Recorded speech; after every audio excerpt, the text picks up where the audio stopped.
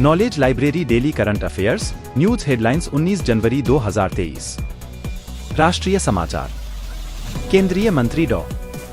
जितेंद्र सिंह ने आज कहा कि प्रधानमंत्री नरेंद्र मोदी ने नागरिकों को सरकारी कल्याण लाभों का वितरण सुनिश्चित किया है। रक्षा राज्य मंत्री अजय भट्ट ने आज कहा कि एनसीसी केवल एक संगठन नहीं है, बल्कि एक आंदोलन है जो युवा दिमागों को अधिक जिम्मेदार और देशभक्त नागरिकों में बदल देता है। प्रधानमंत्री नरेंद्र मोदी ने आज देश के सभी नागरिकों को पोषण और स्वास्थ्य गारंटी प्रदान करने के लिए अपनी सरकार के संकल्प को दोहराया। भ्रष्टाचार निरोधक ब्यूरो (एसीबी) ने कथित भ्रष्टाचार के मामले में शिवसेना (यूबीटी) के विधायक राजन साल्वी और उनके परिवार से जुड़े कई परिसरों पर छापा मारा। केंद्रीय मंत्री प्रतिमा भौमिक कहते हैं, अयोध्या में भगवान राम के लिए मंदिर का संरक्षण देश के लोगों के लिए बहुत गर्व की बात है। प्रधानमंत्री नरेंद्र मोदी ने आज श्री राम जन्मभूमि मंदिर पर 6 स्मारक डाक टिकट जारी किए। उन्होंने दुनिया भर में भगवान राम पर जारी किए गए टिकटों का एक एल्बम भी जारी किया।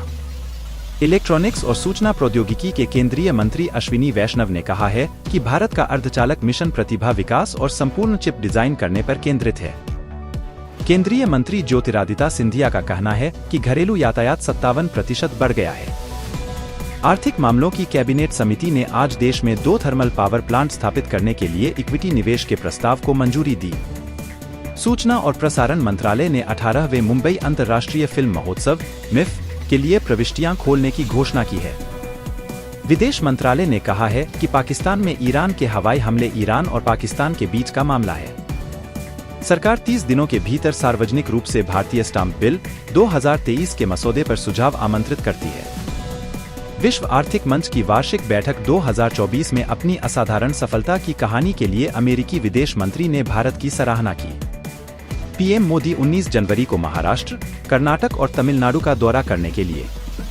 उपराष्ट्रपति जगदीप धनखड़ ने कहा है कि अमृत काल देश के लिए गौरवशाली है और इस अवधि के दौरान महिलाओं को भारत को सबसे महान देश में परिवर्तित करने में महत्वपूर्ण भूमिका निभानी चाहिए।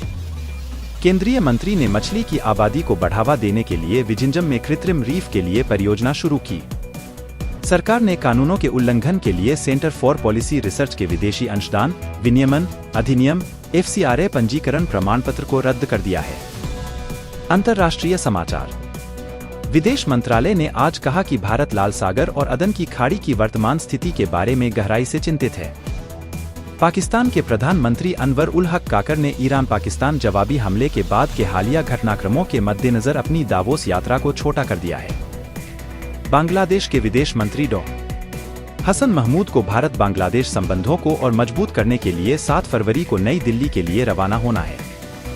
नेपाल के प्रधानमंत्री पुष्पा कमल दहल युगांडा के लिए रवाना हुए, जो गुटनिरपेक्ष आंदोलन (NAM) के 19वें शिखर सम्मेलन में भाग लेने के लिए एक नेपाली प्रतिनिधिमंडल का नेतृत्व कर रहे थे। आतंकवादी ठिकानों पर पाकिस्तान द्वारा जवाबी हमले में ईरान में कम से कम 9 लोग मारे गए। कुवैत ने एक नई सरकार बनाई, जो देश की नई अमीर शेख मशाल अल अहमद अल-अस्बाह के तहत पहली थी। खेल समाचार। हॉकी में भारत आज रांची में FIH महिला ओलंपिक क्वालीफायर के सेमीफाइनल में जर्मनी से भिड़ेगा। AFC Asian cup football 2023 Qatar में अपने दूसरे ग्रुप बी संघर्ष में उज्बेकिस्तान का सामना करने के लिए भारत ने ICC अंडर-19 क्रिकेट विश्व कप वार्म अप मैच में श्रीलंका को 7 विकेट से हराया। कल रात बेंगलुरु में 2 रोमांचक सुपर ओवर के बाद भारत ने तीसरे T20 इंटरनेशनल में अफगानिस्तान को हराया।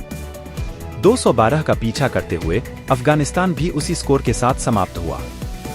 Thank you, have a nice day. Like, share and subscribe our channel.